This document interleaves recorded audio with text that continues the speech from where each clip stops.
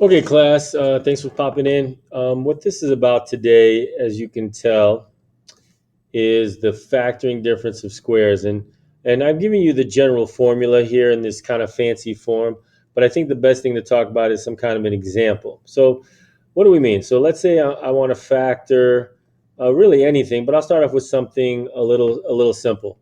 Let's say we want to factor 9x squared minus 36.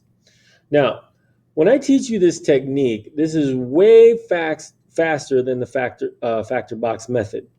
So what you need to understand is that this part, 9x squared, represents an entirety of an 8x inside.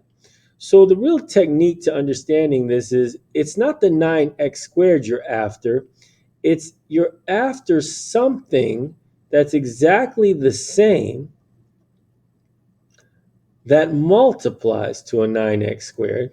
And it's not the 36 you're after, but you're after something, that b value, that is exactly the same that multiplies to 36. And if you are fortunate to find these two identical factors for each part, you can simply say that this equals 3x minus 6 times 3x plus 6.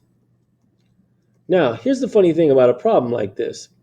This is what we would call factored form. And then you'd have to look at it and ask yourself, are you finished? So for the difference of squares, I've explained, but there's something that must continue. And something has to go in your mind where you think about GCFs, greatest common factors, and you realize that the greatest common factor of a 3 and 6, oh, I could pull that out. That's a 3. And you could write it as x plus 2, because 3 goes into 3 once and 3 goes into 6 twice. Then here you do it again, but this time you get an x minus 2. Now here's the funny thing. Everything here is multiplication, so keep track of that fact. And what happens is, even though you factored out a 3 for this part, you can factor out a 3 for that part, and then this 3, it's really important to understand that these are the numerical factors.